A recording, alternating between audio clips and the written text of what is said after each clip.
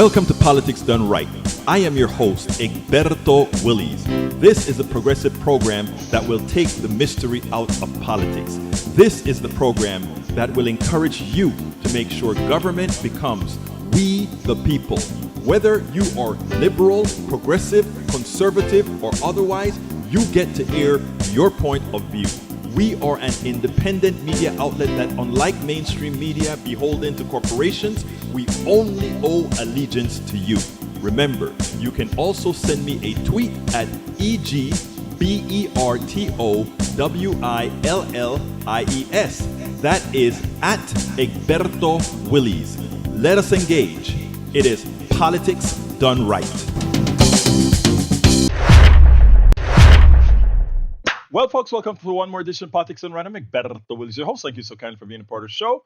We are going to have a great show for you today. As usual, I have a long interview, but it's with one of our regular guests that I think you're going to like. Welcome aboard. In the house, we have El Señor AVQ, Michael Rudnan from Brooklyn, New York, Patrick Magner from Houston, Texas. We also have Yvette Avery Herod from Atlanta, Georgia, Paul Fleming from Powder Springs, Georgia, Harry Denson from Missouri City, Texas, Eric from Kingwood, Atascocita, J. Ray from Houston, Texas, Le Danube. Le Danube. I love that name. Le Danube.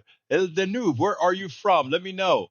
E2247 from all over the place, keeping us in check. He says, USS Gerald R. Ford in Atlantic will lead carrier strike group into Caribbean toward Venezuela, Colombian waters, joining the amphibious assault ship USS Iwo Jima. This is ridiculous. Ridiculous. There is no reason whatsoever for Americans to have any kind of involvement inside of Venezuela or Colombia. This is, again, wagging the doll or whatever they call it. Well, what can I say? Sudden departure of Adam Halsey has caused chaos in U.S. Southern Command. You know, the U.S. Southern Command used to be hosted in the Canal Zone in Panama. Of course, they had to move when all the bases had to close. Let's see what else we got here. What else have we got here? Who else is in the house? On the other side, remember I missed the first few people in Substack, first few dozen actually.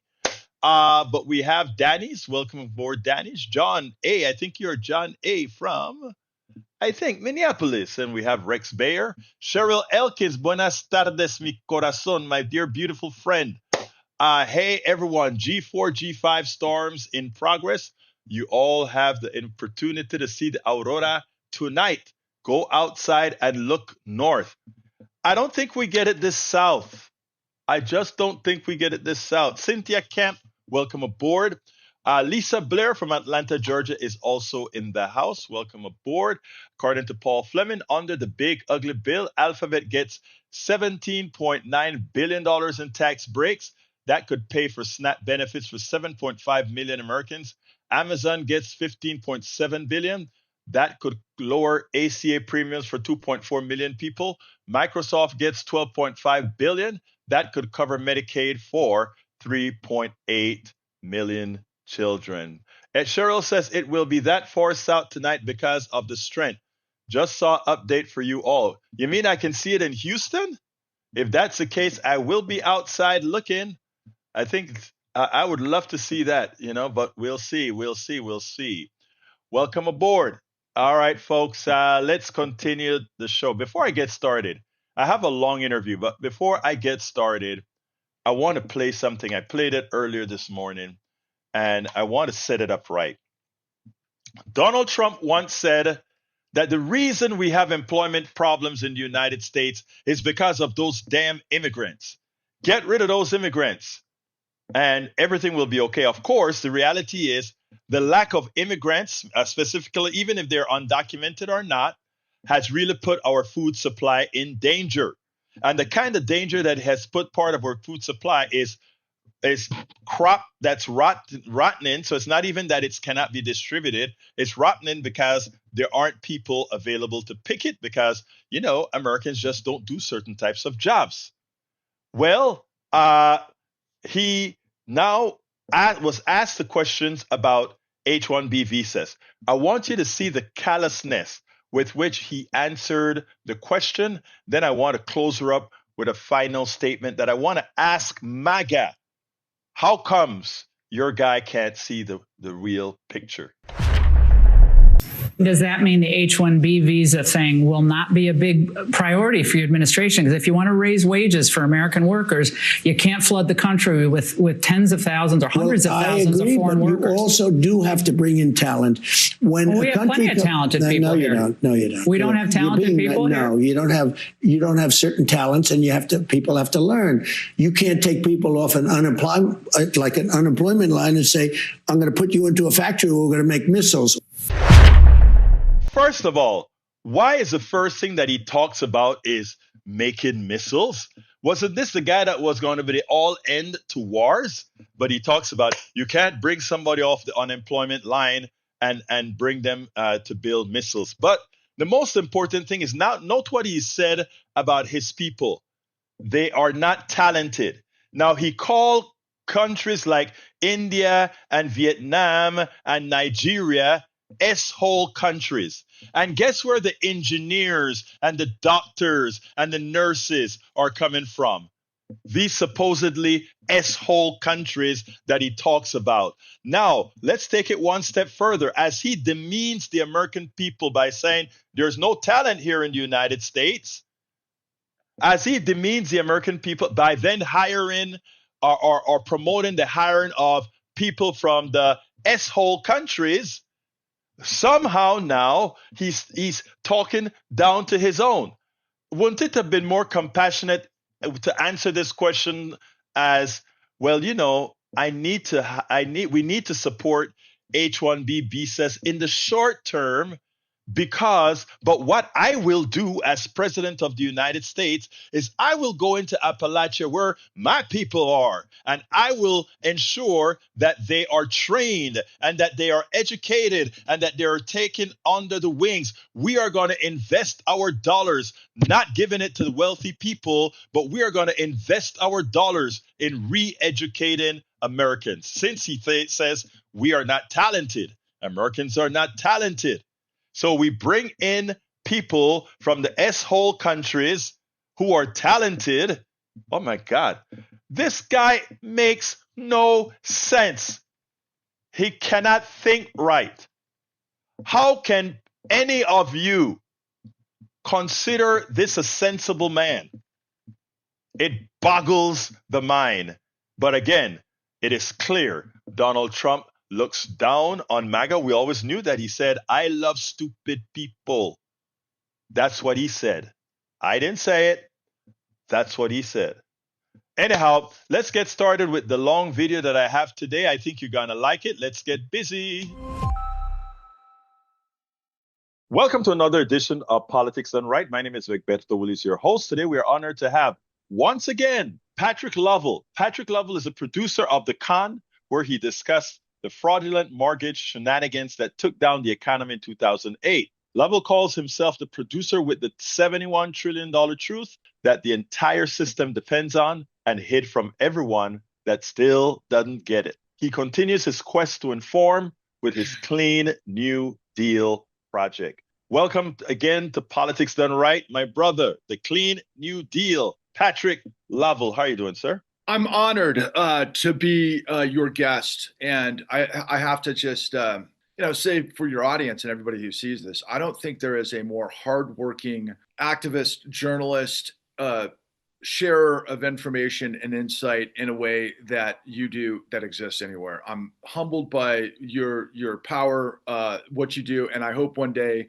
we see you as a representative or a senator from the great state of Texas. My brother, thanks for the kudos, but politics is not in my blood at all. I mean, those days are long gone. I'm just here to do what you are doing, which I'm like I've told you so many times. Many of us have learned quite a bit from what you put out there, especially what you did with the Con, and we love what you're doing going forward with the Clean New Deal. Now, before we get started, I want to talk a little bit about the Clean New Deal. But before we touch that, I want us to go ahead and talk about these elections and how vast and wide the leftward move was in this election. What's your thoughts, first of all? Just freewheel it for me. Well, I was like everybody ecstatic to see the blue wave, and I was on pins and needles watching how everything was going to shape up in New York City. Obviously, with the mayoral race with Zoran Mandani. But what was interesting to me was he's in the belly of the billionaire apparatus that all of the information we're going to discuss is what I reveal. And what's so amazing is that what I was very intrigued by was here's this young guy. Obviously, his parents are very established, very thoughtful people. I would describe them, from my limited knowledge, as being a part of a long sort of tradition of intellectuals in Manhattan that bring a lot to the table. Right? I think his father was a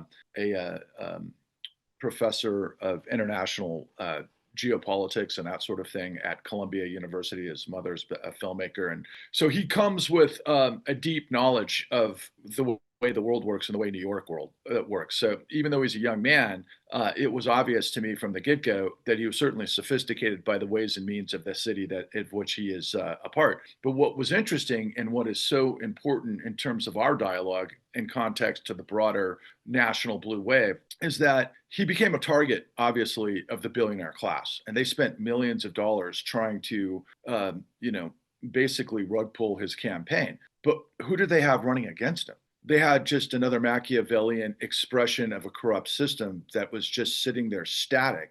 And so the fact that millions, I think 2 million New Yorkers came out to vote for, what we both know is social democracy, and the platform for rent control and free transportation and childcare and some of those elements in a city that is so unaffordable. What I've seen in New York City, and I'm sure the same thing in H-Town, particularly in certain neighborhoods, but San Francisco and New York probably at the top of the list in the United States, is the unaffordability crisis. You can't live in those cities unless you're a billionaire, for the most part, right? And so here comes a guy trying to deal with the population that's not that, and they tried to squeeze it. Now, what we saw in California with Prop 5, what we saw in Pennsylvania with the Two judges. the justices, I thought that was incredible. From what I understand, Mississippi almost got. I'm trying They to think of removed the it. term. They no, what they did is they removed the supermajority, so it no longer has a supermajority in Congress, in Right, the right. legislature. Yeah.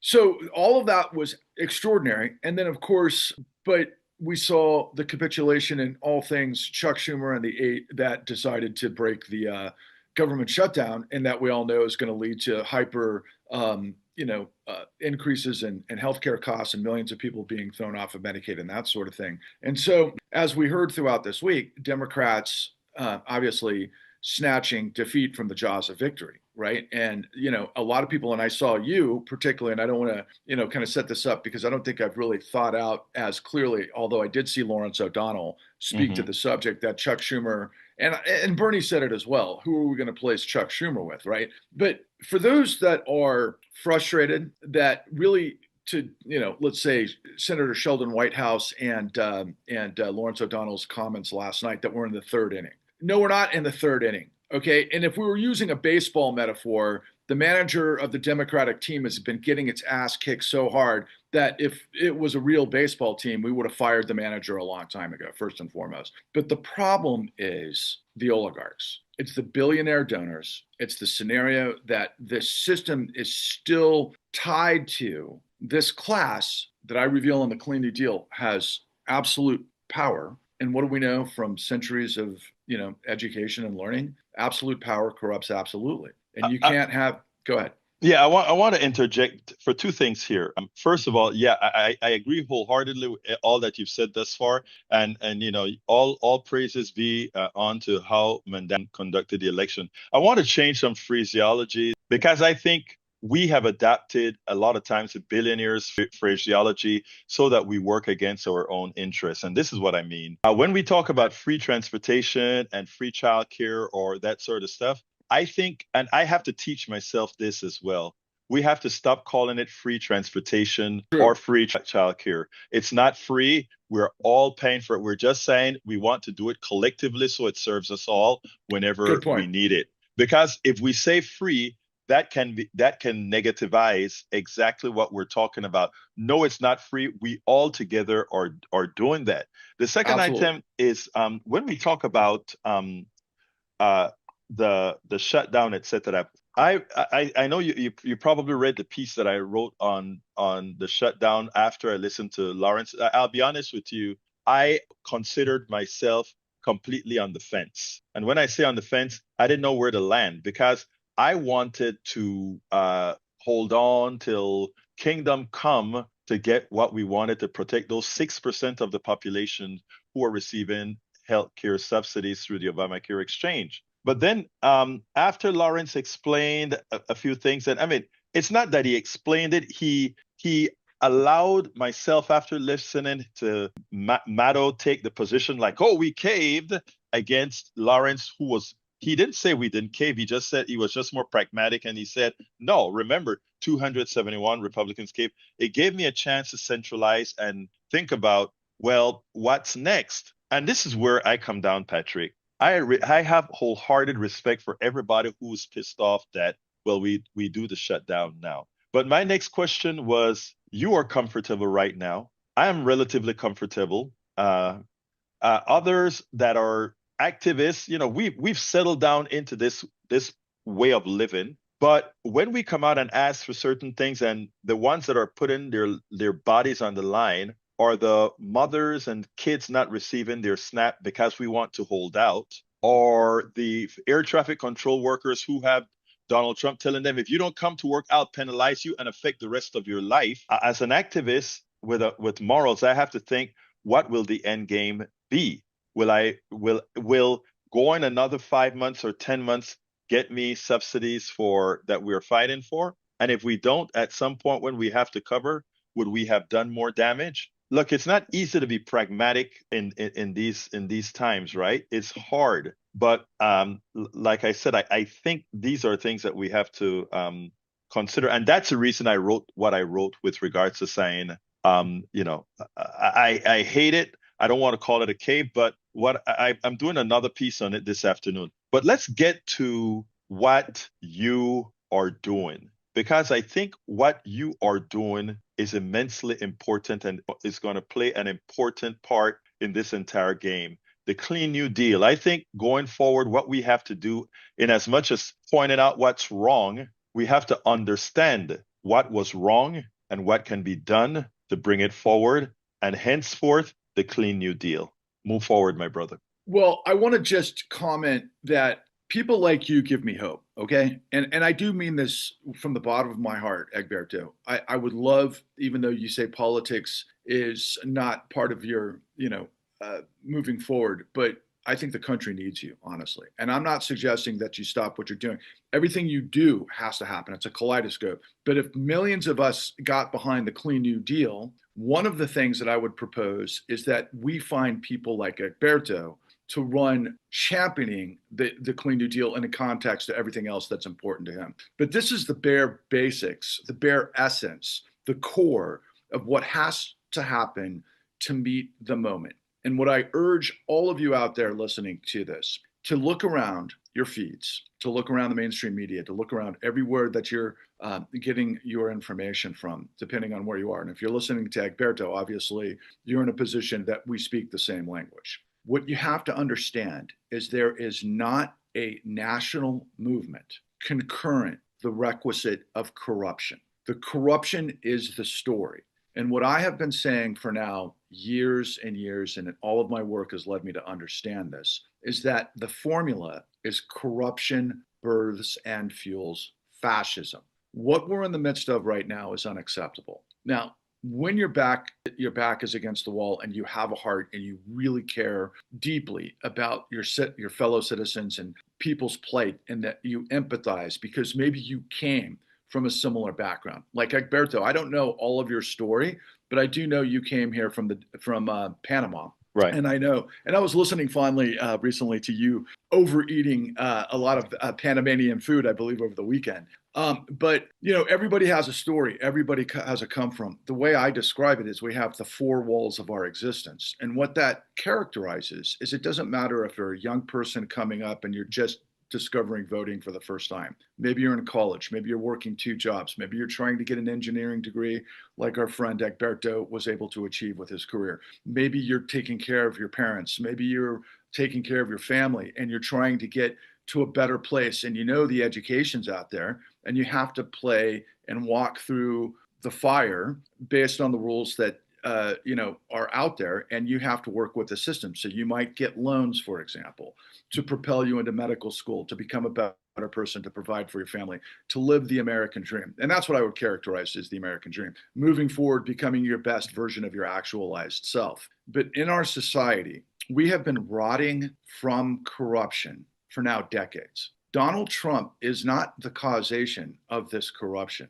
Donald Trump was a piece of this corruption, and now really the ultimate expression of it. And if you are horrified, I mean horrified, by this administration's war on science, on this administration's war on the law is central to everything the United States is. We have a corrupt Supreme Court. We have a corrupt Department of Justice. We have a corrupt FBI. We have corrupt agencies that have been quashed by Donald Trump. The very first thing he did was fire inspector generals in every facet of the federal government. And then Doge set about creating chaos within the system that makes our country safe, whether it's any regulatory body, whether it's air traffic control, whether it's NOAA, National Atmospheric Sciences. My favorite agency of all, NASA, has been decimated by this insanity where we have allowed,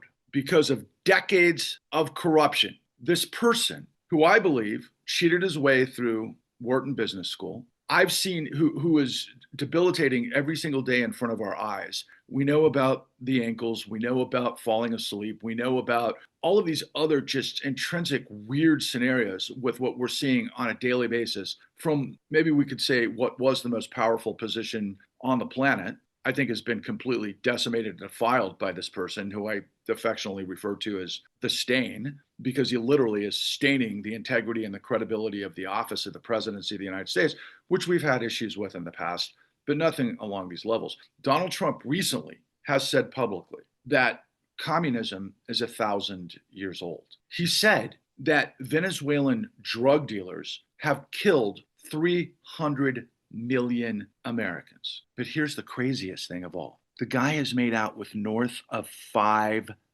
billion illegally, breaking law after law after law, and ultimately while starving 42 million Americans. At what point, Egberto, are the American people going to say enough?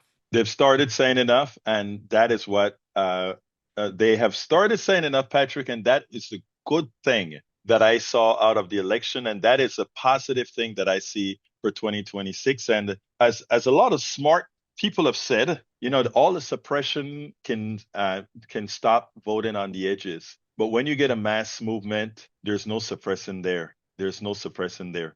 Now, with regards to the Clean New Deal, why don't you tell us a little bit about what part you are going to play in informing with your project here, because I find it necessary and intriguing. Well, to set the table, look, everybody right now is obviously looking towards 2026. And I think a lot of us, we haven't really fully ferreted it out, but are very concerned with the lack of democratic leadership. There's not a comprehensive vision to purge corruption.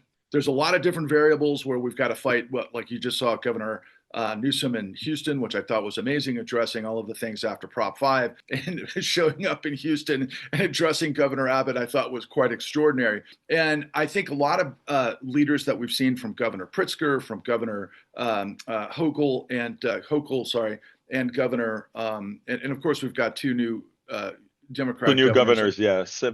Right. But a lot of these guys, and Pritzker included, right? And I like what Pritzker says, and I like what Pritzker has shown.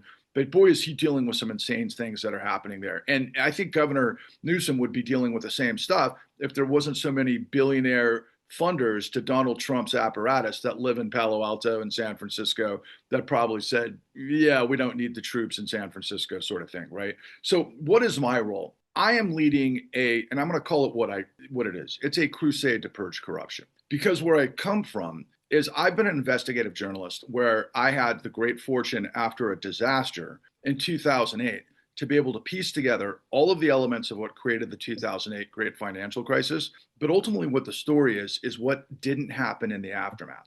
Now, recently, a lot of folks have been saying to me, because they've been discovering, and I'll get into what the details of the precepts of the Clean New Deal are, but they asked me a question of, well, wait a second, you're talking about creating a new Glass-Steagall. And again, I'm couching that to just make this point for the moment. After the great financial crisis, we had a big legal sort of juxtaposition where we created what was known as the Dodd-Frank law, right? The Dodd-Frank Act. And that was supposed to prevent everything that created the 2008 great financial crisis. It didn't. What we're dealing with now is the aftermath of why regulation has been gutted, how the laws have been circumnavigated by billionaire interest to be able to elevate corruption, because it's a giant game, okay? Finance and our institutions of Wall Street, which manifest a lot of different variables on the street and really throughout the United States, of course, but we're talking about asset managers, we're talking about too big to fail apparatuses, we're talking about hedge funds, we're talking about private equity being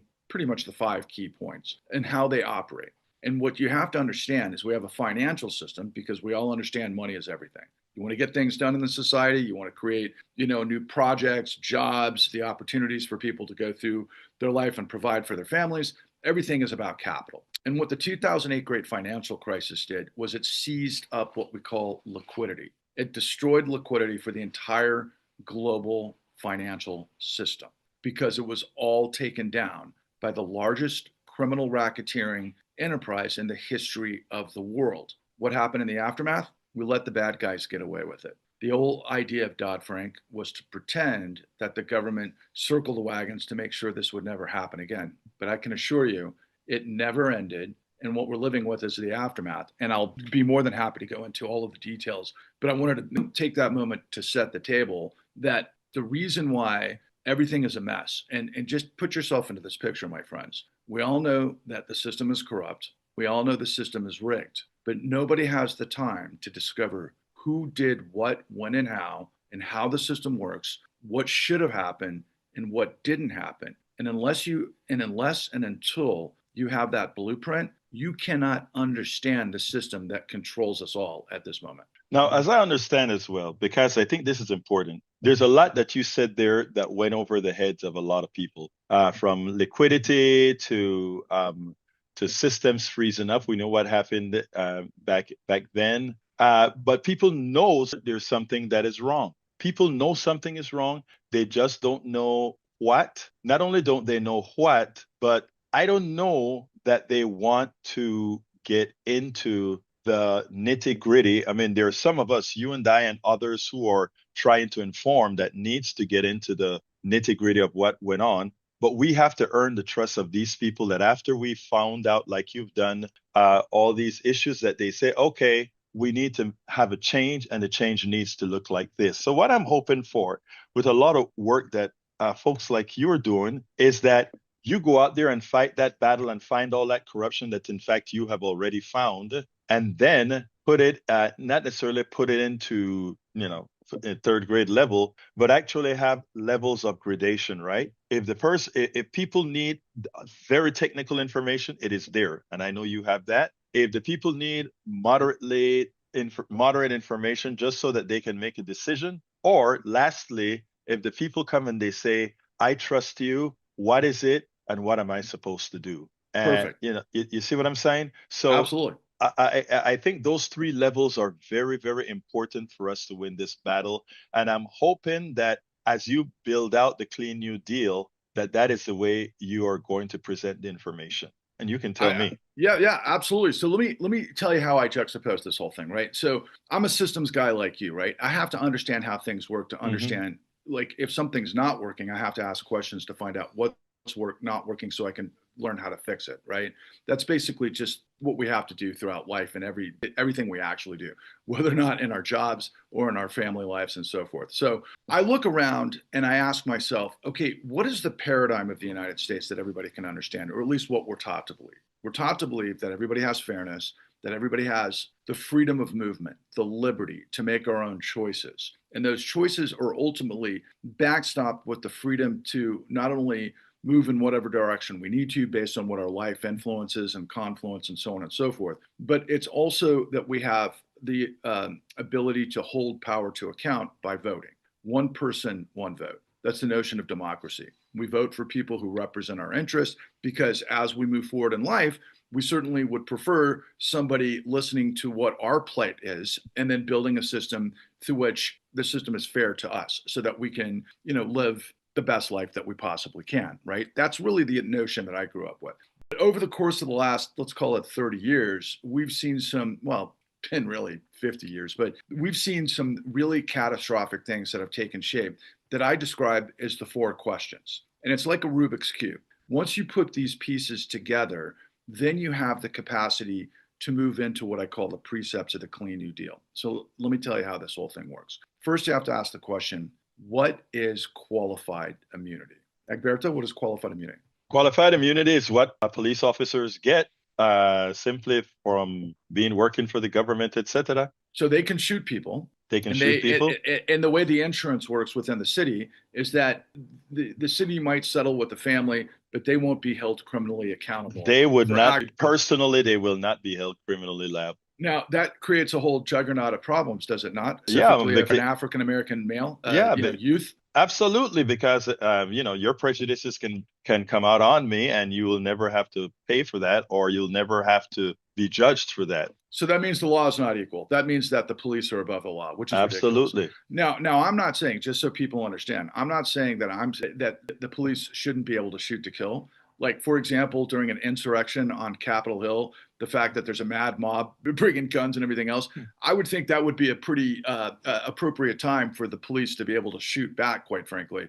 That's my mentality. But at the same time, if you plant drugs on somebody and you catch them running away and you shoot them in the back, I don't think that's something that you should be above the law. So that's the first question. What is qualified immunity?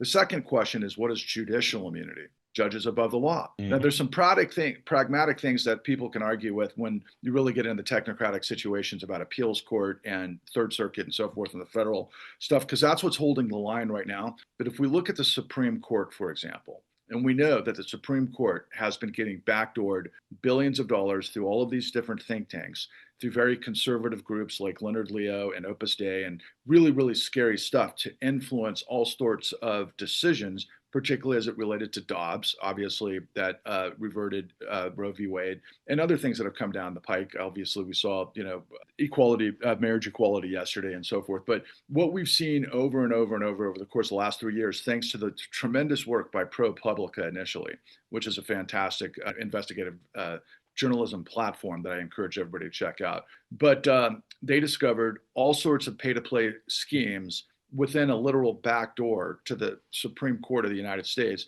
in which the Roberts Court, the conservative justices, have time and time again made decisions that are completely contrary to the entire history of the United States, not to mention all things progressive movements. So the question is, what's judicial immunity and why is there judicial immunity, particularly at the Supreme Court? And I'll go into that a little bit because Sheldon Whitehouse has talked about ethics being more, shall we say, firm, but I'd like to take that a step further. The third question is, what is presidential immunity? Now, it's a little bit rhetorical. We've just had the No Kings rallies, 7 million plus people with signs and every manner of disposition of Americans coming to the streets saying no kings. Because why? Because we're the United States of America. Our entire purpose is to not have a king because of all our history and Bill of Rights and the Constitution. But that's just the basic primer in a schoolhouse rock kind of way.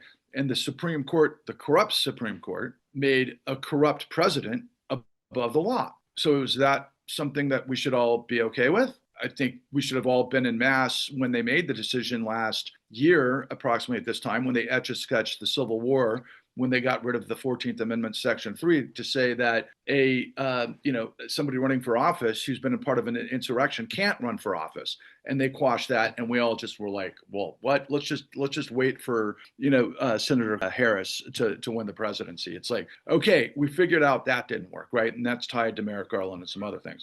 But then the final piece of the 4 questions is, what is the Electoral College? Now, those are questions that we resolve in the precepts of the Clean New Deal, which I'll go into next. But I wonder if you have any questions. No. Please go for it because we're running a little bit on time. Sure. Okay. I'm going to try to make this as quick as I can. But if there's any questions that you have, please find me, and I'll provide my information later. And obviously, Alberto can Right in the guide middle, though, anybody. let's while for those that are captured right now, how do they get to this information, your information? You can discover me on my YouTube page at Patrick Lovell Truth Bombs the Con. You can also, private message me there. We've also created a website called The Clean New Deal, which you can discover at www.thecleannewdeal.org, and you can see my personal information Substack. there. Yeah, and Substack as well, of course. And I'm Patrick Lovell Truth Bombs the Con there, and I'm pretty much all over social media, so very easy to get a hold of. Right, and I'll have your information when this is processed as well. Perfect. Okay, so go ahead. So when I say that we have created the only cohesive platform to create a national movement to purge corruption on a national level, this is what I mean by that. And I'm not running for office. What I'm doing is I'm trying to get everybody on the same page so we can find candidates to run on these precepts. First and foremost, as Egberto introduced me, I'm the producer with the $71 trillion truth. So we see guys like Elon Musk, we see guys like Larry Ellison, they're worth $400 billion.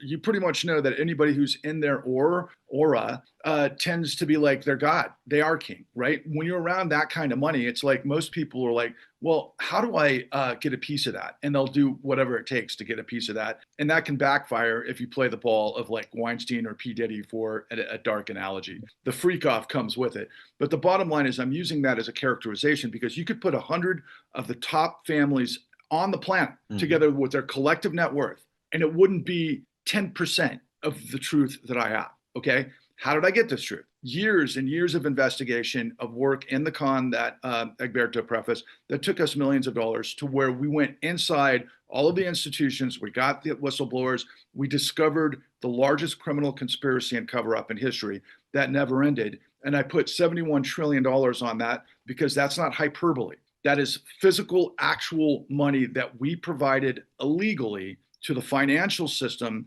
following the great financial crisis that never ended.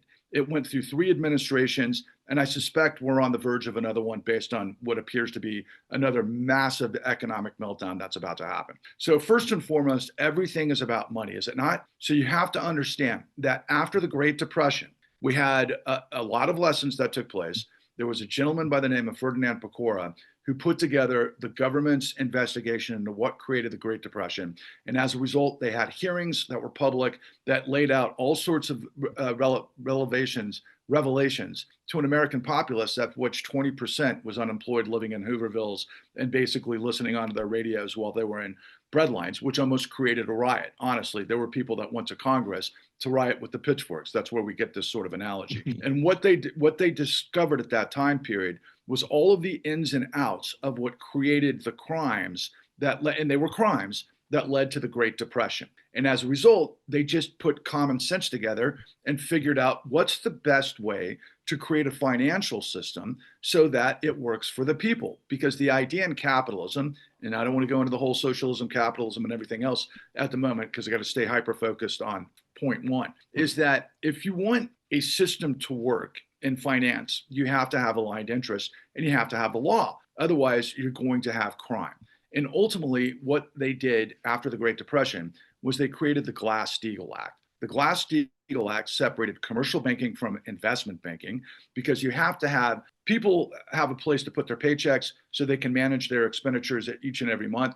But at the same time, you have to have investment banks that are able to do things that are big to create new companies, great outlays, great solutions to market-based economies and all that sort of thing. But the bottom line is, if you mix them, what ultimately happens is you get the guys that are in investment banking taking risks with other people's money, literally stealing their money on fractional reserve type of scenarios, gets more technical, but gambling based on ratio debt leverage and all sorts of other things. And when they did that in the Great Depression, they created a wipeout of the global economy, which would ultimately lead to World War II.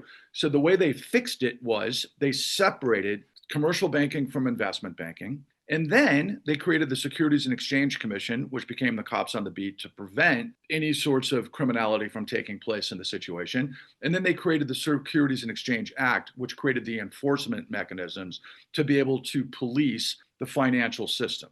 Now, what we did was we got rid of all of that in the Clinton administration, where we deregulated everything, which led to decriminalization, which then led to this massive Ponzi scheme of finance, which ultimately created racketeering, which is crime on a global level to destroy the global economy. But this is what we did in the aftermath. We provided them tens of trillions of dollars illegally, and this is the way the system reads in the statutes. You cannot use the full faith and credit of the United States, the exigent lending capacity of fiat currency and things that have happened since then, to be able to provide liquidity to criminals. You're not supposed to provide exigent lending to speculation in commodities and real estate. That's what's in the statutes. That's what they learned. We never changed that, and nobody would ever think to change that because it's common sense. But in the aftermath of the great financial crisis, what we did was we provided tens of trillions of dollars illegally to the system of criminal bosses, which are our financial system. We could talk about JP Morgan Chase, and we could talk about Jamie Dimon, and we could talk about Epstein and all of those things, but that's a small piece of what I'm talking about. And so what the new Glass-Steagall Act is going to have to do is basically separate commercial banking and investment banking, but with the caveat, and this is ridiculous to say this, Egberto, but it has to be clear to everyone in the world that you cannot use the full faith and credit of the United States to create socialism for billionaire criminals. That's the key consideration. So what's the flip side of that, Egberto? The flip side about that is what Bernie Sanders, our brother Bernie Sanders, says all the time, right? We got to end Citizens United. What is dark money? What happens? This is the flip side of that. You buy politicians. The third precept of the Clean New Deal is, how are we going to pay for it, is the question everybody asks for. We've got the debt, we've got this, we've got the other. Everybody is squeezing everybody, right? The bottom line is we're a sovereign currency, we're a fiat currency. We can produce whatever we want to, Congress, our the purse. We could create works projects. We could recreate the entire paradigm of the United States if you have the political will to do it. But unfortunately, the American people aren't using their citizenship to lean on politicians to say, we're going to get rid of the corrupt actors and we're going to have a plan to be able to reconstitute our Department of Education, NASA, NOAA, ATC, all of the elements that this country depends on, not to mention the most important one of all, the paradigmatic change from fossil fuel to renewable energy. Right now, Donald Trump is waging war on renewable energy. A month ago, he was sat in the United Nations, and after the whole Escalade Gate, or whatever we were calling it, he literally said the enemy is renewable energy. Why? Because he's getting pocketed from UAE, Saudi, this, that, and the other, because he wants to go back 50 years and everything, including energy, and erase wind energy. He got rid of the subsidies based on what the Biden administration had already approved. He got rid of $600 billion. So what I'm telling the American people, where are we going to find the money? We spent $71 trillion on Wall Street, which is about 300,000 people as far as my numbers go, but with an excess of a tiny group of billionaires. Why are these people so excessively rich? Why is the disparity of wealth so enormous that we're back to the Gilded Age? We may be as well living in the time of pharaohs because of everything I'm telling you. So we have to be able to create a new Glass-Steagall, get rid of Citizens United, demonstrate to the American people that we've spent, this isn't hyperbole, this is facts. I've got this all backed up. $71 trillion, and nobody's telling you this in mainstream media because they've all capitulated, just like the tall building law firms, just like all mainstream media. They don't talk about this. They talk about all of the periphery. So what do we get into next? The four questions that I said. We got to get rid of qualified immunity. We got to get rid of judicial immunity. We got to get rid of presidential immunity and all of the perversion of power through my goodness, I'm having a jam up here, the Electoral College, which, by the way, Donald Trump was trying to use fabrication of electoral certifications to steal the Electoral College in 2020. That's another part of this. It's the perversion of the minority rule of the majority. So that takes us through the 7 initial precepts. The final 3 are very simple, and I think we can all agree to. In my opinion, you have to get rid of insider trading in Congress. You cannot allow people to forerun trades based on government expenditures to make themselves obscenely rich, because if they're working for themselves in that capacity, they're not working for us. And as a result of that, absolute corruption corrupts absolutely. And it's on both sides of the aisle. We have to just say, Forget that. And then the final two precepts, and I think these are absolutely critical. We got to get in the trenches. We got to fight dirty like Mitch McConnell did. We got to force the issue. We got to get 13 Supreme Court justices on the Supreme Court to basically make the Roberts court gone. We've got to reboot the American dream. And then the final piece of it, and this one I think is up for debate slightly, but at the same time, I think that we should really address this in a major way. The final point that I want to make is we've got to have term limits, in my opinion. Okay, I wrote that into the Clean New Deal because when I saw Mitch McConnell on the floor of the House, lockjawed, like what's his name from from the NRA, not my cold dead hands. When these guys get to the point where they're practically dead to basically sign for the powers that be that paid them to get there, that's not dynamism. That's not democracy. That's not fresh blood. What that is tyranny. And so what I say in closing, my friends, is you don't live in a democracy. We don't have a capitalist system. We live in a corporate fascist state that uses the full faith and credit of the United States to guarantee the mafiocracy that is now fueling fascism. And so from me to you and everyone you see, my friends, if you, me, and everyone you see who isn't a Nazi, who believes in integrity, decency, dignity, morality, beauty, sustainability, integrity, when we merge in unity behind the Clean New Deal, it will be our destiny to purge the misery of tyranny and unleash the renaissance of possibility. Thank you for listening. I think that ends it well. Why don't you give us once again the address of your website and also how people can get in touch with you? Absolutely. You can find me at or the website, most importantly, with all the details. And trust me, if you're a journalist, there's a lot of details in there that back up everything I said, thecleannewdeal.org. And again, I'm all over social media. You can find me, Patrick Lovell. Just Google search me. I'm primarily on Blue Sky and Substack, but you can always get in touch with me through Egberto. And Egberto, thank you for the platform. Thank you for the opportunity to speak to your audience. My brother, that we've been speaking to Patrick Lovell, who is the producer of The Con, where he discussed the fraudulent mortgage shenanigans. And now with the Clean New Deal, he's laying out a path of what we should know as we change the country back to what it is supposed to be. Patrick, it's been my honor to have you on the program once again. My honor. Thank you. Patrick is very, very good. He has this subject down. I forgot the word that you used, but he has this subject done. In fact, when I'm done with the blog today, I'll include his link to his movie, The Con. He was a producer of a movie called The Con. Well, it's a documentary called The Con that I think everybody should watch. More importantly, let's see, Margaret says, is it Margaret? Kathy says, this guy's so good. Can't believe I have not heard much of this. And I listen to tons of substackers. Let me tell you this. You will not imagine how progressives are throttled, not only by the ones that you think will throttle them. And I'm talking about systems, big systems that have some AI in there, etc.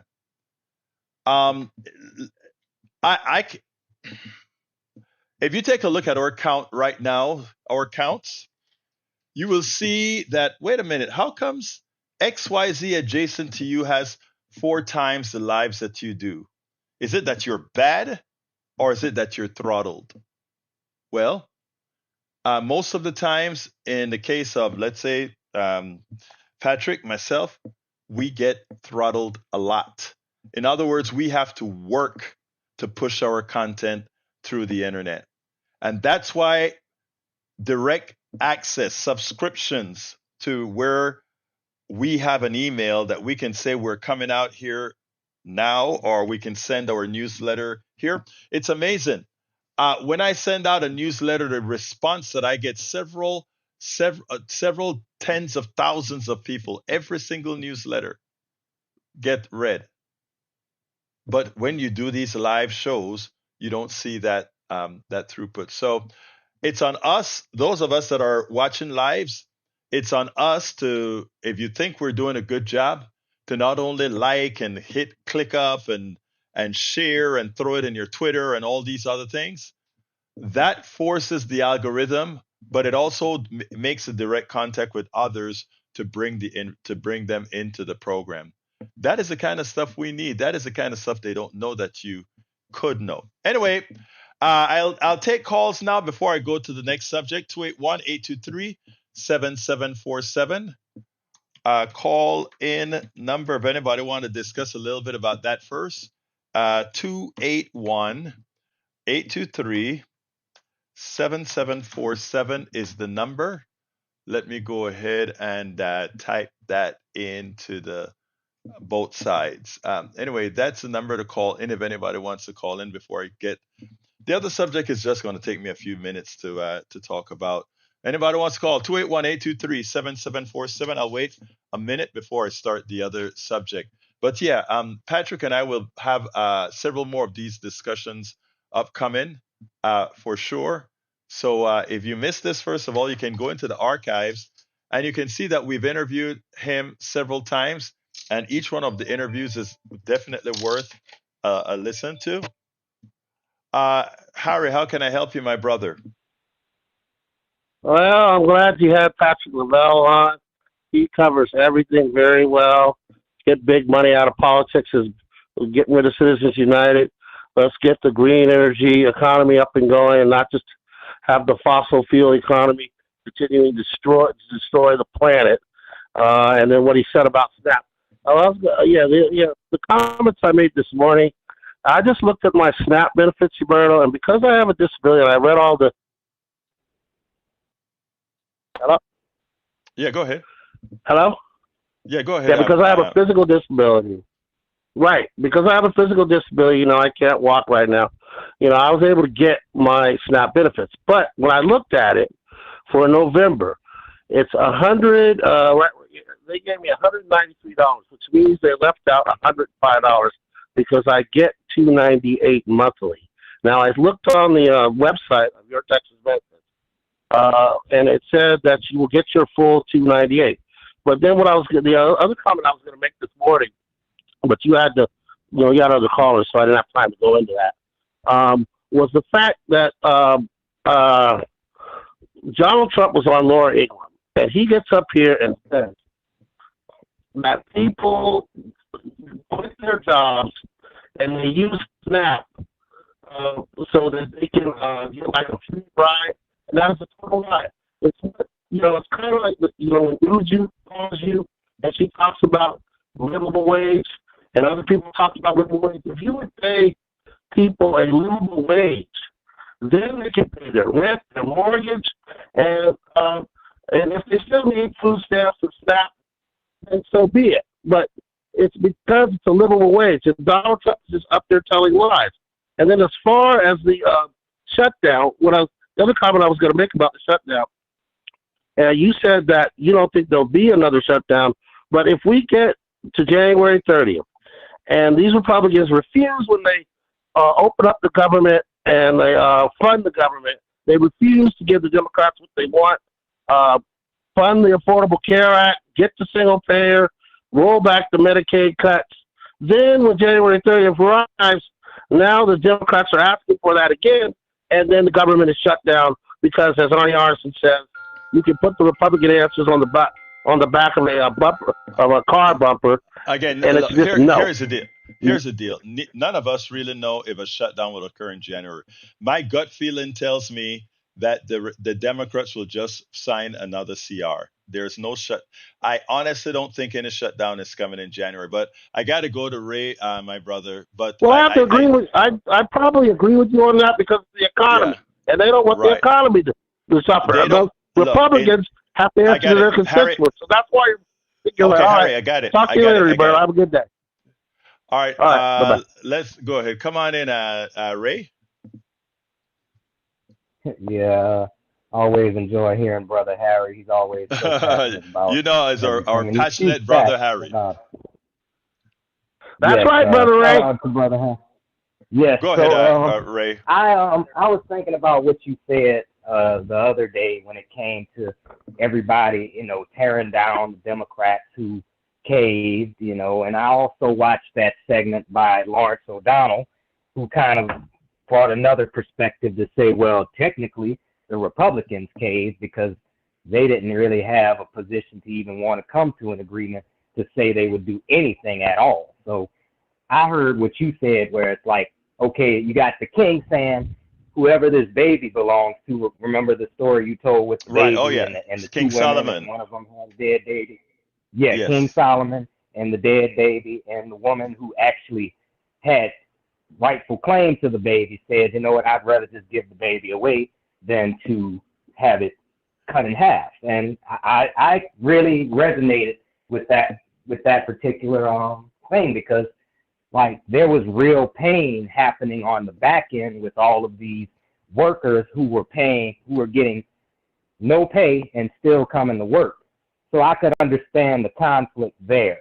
And I could understand how unfair it was for those people who really didn't have a stake in the matter other than to keep on doing what they do. Thank God for them. But, you know, it was at some point we knew that the Republicans were not going to give us any deal that actually would Can give I us what interrupt we you a want. second? You know, but Let me interrupt you a quick second. Let me interrupt you a second, because you just said, but we all knew Republicans weren't going to give. In effect, you're saying we all knew Republicans weren't going to be humane. I don't think the MAGA on welfare, I don't think the MAGA who's losing their health care, I don't think all the MAGAs that were affected knew that their Führer would do anything to harm them. They'd make up all kinds of excuses, my brother, to find a way to say, no, Donald Trump cares about us. One of the reasons I don't know if you came in at the start of the program, one of the reasons I started the program with the H-1B visas is to show how little concern Donald Trump has about his own supporters. Now, my goal and our goal is to say, I see the shutdown as a success. It allowed MAGA to understand for 40 days, Donald Trump said, you guys go starve. When a state tried to help and fill the blanks for a while, Donald Trump said, you can't do that. When grocery stores started to attempt to give these people discounts in food, Donald Trump said no. It is a job of progressives now, after the shutdown is over, to remind all of Americans with videos, with audio, with letters, with everything, what Donald Trump did at each step. I think, and again, that is what, like I said, I want to see the pain, but we can't continuously ask other people, and this is what gets me with the high and mighty progressives. I'm going to do a piece on this later on this afternoon. The high and mighty progressives on MSNBC. Tina Brown said, "No, I don't think it's a loss." Tina Brown is sitting there with her $1 million salary, while all these poor people are out there not getting their snaps because of Trump's evil, while the air traffic controllers are working tirelessly to try to not let airlines crash. And she can sit down on her high horse and say, no, we need to hold the line. It's not her who's holding the line. It's those air traffic controllers who are holding the line. It's the mother and snap that is holding the line. And that is what, right. The same kind of inhumanity that can happen on the MAGA side, some progressives can show that same inhumanity as well. Because it is inhumane as well for Tina Brown not to have seen what the person who argued before her had to say. And I had to open my eyes as well and say, hey, we got to be careful here. When we just say hold the line, there are people suffering for holding the line, and that person isn't me. That person isn't you, my brother. We have to be able to hold the line together. Continue, brother. Yeah, and I mean, basically, that's what I was thinking. You know, I mean, Republicans are ruthless Right. and bloodthirsty. You know, they have really no limit to how much suffering their own people will go through to prove that they're on the side that basically is going to win. You know, Right. they Yeah. Hey, are you're above. you're you're They're right. not above. You're right, brother. But I got to go. I just realized I got too into this. It's 4:01, so I got to take off. But look, I want to Oh yeah. thank you for calling in, my brother. Thank you so kindly, and for all of you. All the links are at politicsdoneright.com/newsletter. Please consider becoming paid subscribers again by going to politicsdoneright.com/newsletter and becoming a paid subscriber of our newsletter. That is how we can continue to get this message out. I want to thank Patrick Lovell for his good information that he provided for us today. I want to thank all of you for your eyeballs, for your ears. I want to ask you all to please remember to share all that you've gotten here, and please consider become paid subscribers of Politics Done Right. Cannot do it without you. Love you all. My name is Egberto Willies. This is Politics Done Right, and you guys know how I end this baby. I am what? Out!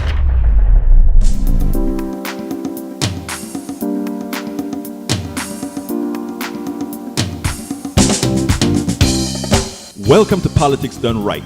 I am your host, Egberto Willies. This is a progressive program that will take the mystery out of politics. This is the program that will encourage you to make sure government becomes we the people. Whether you are liberal, progressive, conservative, or otherwise, you get to air your point of view.